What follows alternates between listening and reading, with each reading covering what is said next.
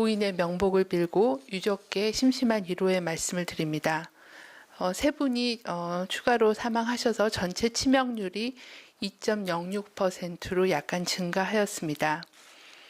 어제 신규로 확인된 확진자 25명은 이 중에 16명은 잠정적으로 해외에서 유입된 사례로 판단하고 있고 9명은 지역사회에서 발생한 사례로 역학조사가 진행 중에 있습니다. 최근 2주간 전파 경로를 보면 해외 유입이 49.4%, 해외 유입과 관련되어 가족이나 지인 등이 감염된 경우가 7.3%, 병원과 요양병원과 관련된 집단 발병이 27.5%였으며 그 이외에 지역사회 집단 발생이 9.2%였습니다. 어제 신규로 확진된 그 해외 유입 환자는 16명이었고 유입 국가는 미주가 12명, 유럽이 3명, 기타 지역이 1명이었고 인도네시아였습니다. 어제 보고된 지역사회의 발생 사례에 대해서 간략하게 말씀드리겠습니다. 대구의 제2미주병원에서는 동일 집단 격리 중인 환자 및 직원에 대한 전수검사 결과 1명이 추가로 확진되어 현재까지 총 191명의 확진자가 확인되었습니다. 경기도 의정부시의 의정부 성모병원과 관련하여서는 격리 중이었던 접촉자 3명이 추가로 확진이 되어 현재까지 총 62명의 확진자가 확인되었습니다. 경북 예천군에서는 지역사회 유행 사례가 발생하여 접촉자 조사 과정 중에 있고 3명이 추가로 확진되어 현재까지 총 14명의 확진자가 확인된 상황입니다. 중앙방역대책본부는 최근 들어 해외 유입 환자와 해외 유입과 관련된 국내 전파 사례가 증가하고 있어 최근 2주간 58%가 해외 유입 및 관련 사례가 발생하고 있어 해외 입국자와 동거 가족들께 자가격리 지침 준수를 당부드립니다. 자가격리 중에는 가족 간의 전파를 막기 위해 개인 물품은 별도로 사용하고 가족 및 동거인과의 접촉하지 않는 등 자가격리 지침을 반드시 준수하여 주시기 바랍니다. 동거 가족의 경우도 생활용품을 구분하여 사용하고 또 손길이 많이 닿는 곳의 표면은 소독제로 자주 닦아서 소독해 주시고 최대한 자가격리 대상자와의 접촉을 최소화하여 주실 것을 당부드립니다. 중앙방역대책본부는 최근 들어 확진 환자 수는 감소하였지만 사회적 거리두기가 느슨해진다면 밀폐된 환경, 밀접한 접촉으로 인한 대규모의 유행이 발생할 위험이 여전히 크다라고 판단하고 있습니다. 대규모 유행 발생 시는 저희가 대구에서 경험하듯이 아니면 유럽의 각 국가가 경험하고 있듯 의료 시스템이 붕괴되고 또 고위험군의 사망자가 증가하는 문제는 언제든지 발생할 수 있으므로 사회적 거리두기와 개인위생 수칙을 준수해 주실 것을 당부드립니다.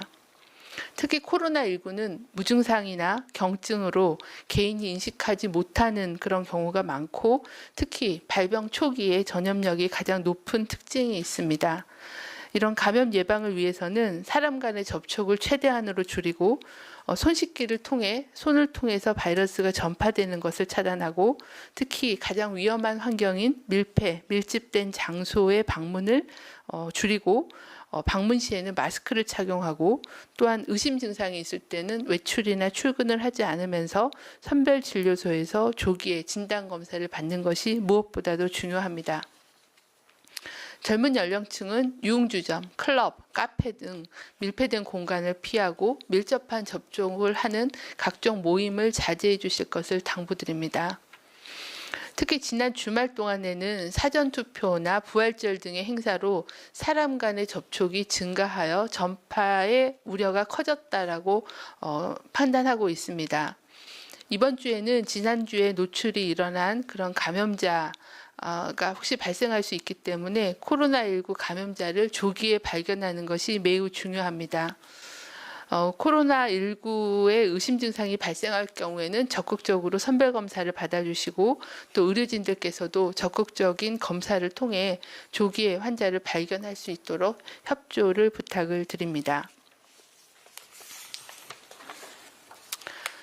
지난 한 주간의 환자 발생이 감소하였습니다.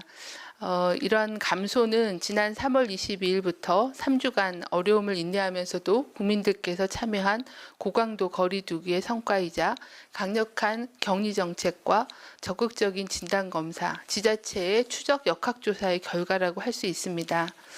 하지만 지금 방역당국의 모든 관심은 최근의 감염 규모의 감소가 자칫 방심으로 이어지지 않도록 하고 또 저희가 확인할 수 없는 그런 많은 경증, 무증상 감염자가 어느 정도 규모인지 또 이러한 무증상 경증 감염자를 어떻게 조기에 찾는 데에 저희의 그 모든 노력을 다 기울일 예정입니다.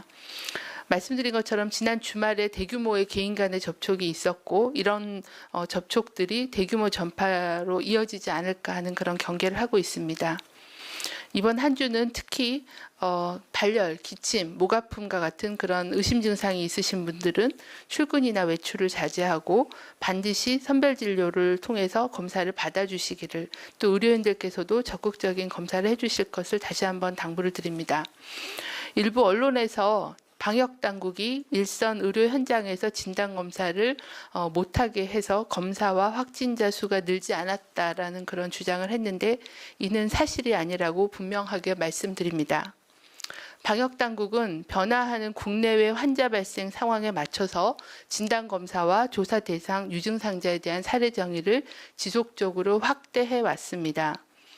방역당국이 코로나19 진단 검사량을 인위적으로 줄이거나 개입한 적은 없고 또 의사의 임상적인 판단에 개입하는 것은 가능하지 않다라는 말씀을 드립니다. 의사의 임상적인 판단을 방역당국은 존중합니다. 국민들께서는 이번 한 주 다시 코로나 예방의 기본으로 돌아가 감염 예방 수칙을 준수해 주시고 사회적 거리 두기의 실천을 참여해 주실 것을 다시 한번 거듭 당부드립니다. 네, 그럼 지금부터 질의응답 시간 갖도록 하겠습니다. 출입기자단에서 준 사전 질의 3가지 먼저 답변하겠습니다. 첫 번째 질문입니다. 재양성과 관련된 질문입니다. 일단 오늘 기준의 수치를 확인 부탁드린다라는 내용과 그리고 당초 재양성 관련해 재감염보다는 재활성화에 무게를 두고 있었는데 그 판단이 아직 유지되고 있는지 궁금하다고 하셨습니다. 그렇다면 그 이유에 대해서도 설명을 부탁한다라는 질문 하나와 또 재양성의 전파력과 관련해 확인된 게 있으면 현재 조사 상황이 궁금하다라면서 지침 보완은 자가격리 연장보다는 모니터링 강화로 정해진 건지 설명을 부탁한다는 질문 2가지 주셨습니다. 네, 코로나19 격리 해제 후에 재양성으로 확인된 사례는 4월 13일 0시 기준으로 현재 116명입니다. 116명 중에는 대구가 48명, 경기가 10명, 경북이 35명 등으로 전국에서 재양성으로 확인된 사례에 대한 보고를 받고 있는 상황입니다. 연령대도 20대와 50대가 많긴 하지만 전체 연령대에 다 분포되어 있는 그런 상황으로 현재 재양성 사례에 대해서는 사례 조사와 각종 검사를 진행을 하고 있는 그런 상황입니다. 재양성과 관련해서는 아직까지도 이 신종 바이러스이다 보니까 알려지지 않은 그런 정보들이 상당히 많이 있습니다. 그래서 그런 원인과 어떤 이유가 작동했는지에 대해서는 조사가 진행 중에 있고 많은 전문가나 저희 방역당국 생각은 굉장히 격리 해제된 이후에 짧은 기간 안에 재양성으로 확인이 됐기 때문에 재감염의 가능성보다는 기존에 감염되어 있던 바이러스가 환자의 면역력이나 아니면 바이러스의 특성 뭐 이런 부분들이 감안돼서 재활성화됐을 가능성이 더 높다라고 그렇게 판단을 하고 있는 상황입니다. 그래서 그 부분에 대해서는 좀 더 바이러스 PCR 검사의 수치라거나 바이러스 배양 검사 같은 그런 조사를 통해서 확인을 하도록 그렇게 하겠습니다. 현재 정확한 검사나 조사 결과가 나올 때까지 지침을 보완을 그 이전까지의 그런 관리를 위해서 현재 지침을 보완하고 있습니다. 저희가 판단하기로는 아직까지는 그 재양성으로 확인된 사례로 인한 2차 전파 사례에 대한 보고가 현재는 없는 상황입니다. 모니터링이 끝난 사례도 있고 아직 모니터링이 진행 중인 사례들이 있기 때문에 그런 재양성으로 확인된 사례로 인한 2차 전파 여부 여부도 모니터링하면서 재양성자에 대해서는 관리를 강화할 계획입니다. 격리 해제에 대한 격리 해제 시에 좀 더 종합적인 그런 보건교육과 자가격리 권고를 시행하고, 그리고 유증상에 대한 증상이 발생했는지를 보건소가 적극적으로 모니터링하고 또 본인들도 보고하도록 그렇게 안내를 강화하고요. 그리고 유증상이 있을 경우에는 검사와 격리 등의 조치를 취함으로써 재양성자에 대한 관리를 강화하고자 합니다. 이 부분에 대해서는 지침 보완 중에 있고 지자체 의견 수렴을 해서 지침을 확정하도록 하겠습니다. 다만 재양성 사례에 대한 조사 결과가 어느 정도 정리가 되면 그런 근거를 가지고 지침은 또 계속 보완해 나갈 계획입니다.